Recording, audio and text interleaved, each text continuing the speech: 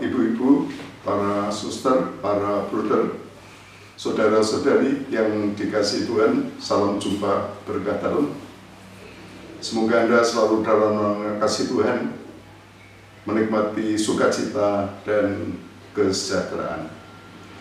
Pada kesempatan yang berbahagia ini, saya ingin mengajak Bapak, Ibu, saudara-saudari untuk mendengarkan sabda Tuhan, dan selanjutnya nanti kita mohon berkat-Nya. Dalam nama Bapa dan Putra dan Roh Kudus, amin. Kita dengarkan sabda Tuhan dari Injil Santo Lukas bab 11 ayat 29 sampai dengan ayat 32. Tanda Yunus.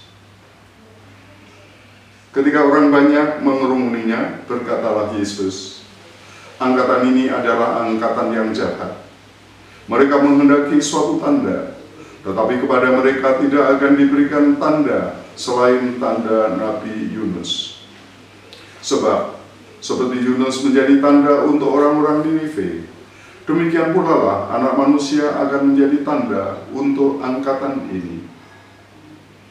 Pada waktu penghakiman, Ratu dari Selatan itu akan bangkit bersama orang dari angkatan ini, dan ia akan menghukum mereka. Sebab ratu ini datang dari ujung bumi untuk mendengarkan hikmat Salomo, dan sesungguhnya yang ada di sini lebih daripada Salomo." Pada waktu penghakiman, orang-orang Ninive akan bangkit bersama angkatan ini, dan mereka akan menghukumnya. Sebab orang-orang Ninive itu bertobat waktu mereka mendengarkan pemberitaan Yunus, dan sesungguhnya yang ada di sini lebih daripada Yunus. Demikianlah Injil Tuhan. Perikop yang baru kita dengarkan berbicara tentang tanda Yunus. Pada waktu itu Tuhan Yesus dikerumuni oleh begitu banyak orang. Banyak orang kagum pada diri Yesus karena Tuhan Yesus telah melakukan banyak mukjizat. Tetapi apa yang terjadi? Orang-orang itu masih menuntut suatu tanda. Mukjizat telah banyak yang dilakukan oleh Yesus, dan orang banyak itu mengaguminya. Tetapi mereka belum sampai kepada kepercayaan kepada Yesus, belum percaya pada kuasa ilahi yang ada pada diri Yesus. Yesus menyebut mereka sebagai angkatan yang jahat. Angkatan ini adalah angkatan yang jahat. Mereka tidak percaya pada kuasa ilahi Yesus. Mereka sebenarnya kagum dengan kuasa Yesus, tetapi kekaguman itu surut ketika mereka mengenal keluarga Yesus. Ketika Yesus mengusir setan, mereka memberi komentar, "Yesus mengusir setan dengan kuasa Beelzebul, penghulu setan." Bagi tokoh-tokoh agama pada waktu itu, ada kekhawatiran, mungkin juga semacam kecemburuan sosial. Karena apa? Karena pengaruh Yesus begitu besar di kalangan umat. Selanjutnya Yesus berkata, mereka tidak akan diberi tanda selain tanda Nabi Yunus. Nabi Yunus sebagai kita kenal adalah seorang nabi yang diutus Tuhan ke Ninive. Ninive sebenarnya kota di luar Israel, di negeri Assyria, Assyria. Dan ternyata Tuhan juga peduli dengan orang-orang Ninive yang pada waktu itu hidupnya ya dapat disebut tidak membuat Tuhan itu berkenan. Dan untuk memberikan peringatan kepada orang-orang Ninive, Yunus diutus oleh Tuhan. Dan ternyata kehadiran Yunus di sana ditanggapi dengan positif. Orang-orang Ninive menanggapinya dan mereka bertobat. Mereka hidup secara baru. Namun sebagaimana kita ketahui, sebelum berangkat Yunus sempat menghindari perutusan itu. Dan ketika kapal yang ia tumpangi itu mengalami badai yang besar sekali membahayakan. Pada waktu itu orang lalu bertanya-tanya, mengapa sampai terjadi yang demikian? Dan pada waktu itulah Yunus mengaku di depan banyak orang bahwa dia adalah utusan Tuhan, bahwa ia adalah orang Ibrani dan lain sebagainya. Dan akhirnya kesimpulannya adalah bahwa rupa-rupanya Yunuslah yang menjadi penyebab badai itu.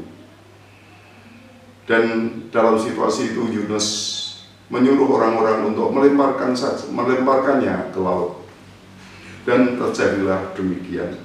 Yunus dilemparkan orang ke laut dan kemudian ditelan oleh ikan besar. Dan Yunus berada di dalam perut ikan itu selama 3 hari 3 malam.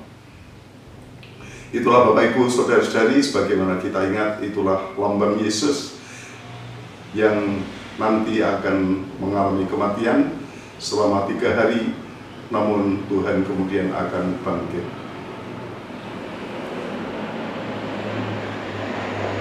Bapak, Ibu, dan Saudara sekalian terkasih, perutusan Yunus ke Niniwe berhasil, dan hasilnya adalah pertobatan, pembaruan hidup di kalangan orang-orang Niniwe. Yesus yang Bapa dan Bangkit untuk kita adalah juga Tuhan yang mau menyucikan hidup kita, Tuhan yang mau menebus kita, Tuhan yang mau memberi kita hidup baru. Dan sebagaimana orang-orang Niniwe, panggilan kita semua sekarang ini adalah membangun hidup baru, bertobat, meningkatkan tanggung jawab dan cinta di dalam hati kita. Lewat tanda Yunus, Tuhan menampakkan belas kasih-Nya, menampakkan kasih-Nya yang luar biasa kepada kita. Tuhan menghendaki kita bertobat. Tuhan tidak mau ingin menghukum kita, tetapi Tuhan menghendaki kita bertobat, membarui diri, membarui kehidupan kita. Membangun hidup pribadi dan hidup bersama berkat iman dan kasih, dan dilandasi dengan tata batin dan tuntutan Roh Kudus. Itulah panggilan kita sekarang ini. Marilah Bapak, Ibu, dan Saudara sekalian terkasih, kita membangun sejarah yang penuh berkah, membangun keluarga kita, dan membangun masyarakat kita di dalam dan dengan kasih Tuhan. Semoga dengan berbenah, dengan bertobat, hidup kita juga semakin menjadi berkat untuk keluarga, untuk sesama kita. Kemuliaan kepada Bapa dan Putra dan Roh Kudus, seperti pada permulaan, sekarang, selalu, dan sepanjang segala abad. Amin. Tuhan beserta kita, sekarang dan selama-lamanya. Ya Tuhan, kami berterima kasih atas sabda-Mu pada pagi hari ini, terutama atas kasih-Mu yang luar biasa, belas kasih-Mu yang senantiasa Kau limpahkan kepada kami orang yang lemah dan berdosa. Terima kasih karena Tuhan selalu memberi waktu bagi kami untuk bertobat, berbenah diri, dan membaharui kehidupan kami. Semoga di dalam kasih-Mu hidup kami semakin mapan, dan semakin Kau bawa kepada pertumbuhan yang membahagiakan. Untuk itu ya Tuhan, kami mohon berkat-Mu bagi kami, bagi keluarga kami, bagi usaha dan karya-karya kami, dalam nama Bapa dan Putra dan Roh Kudus. Amin. Bapak, Ibu, dan Saudara sekalian yang terkasih, selamat berkarya dan Tuhan memberkati.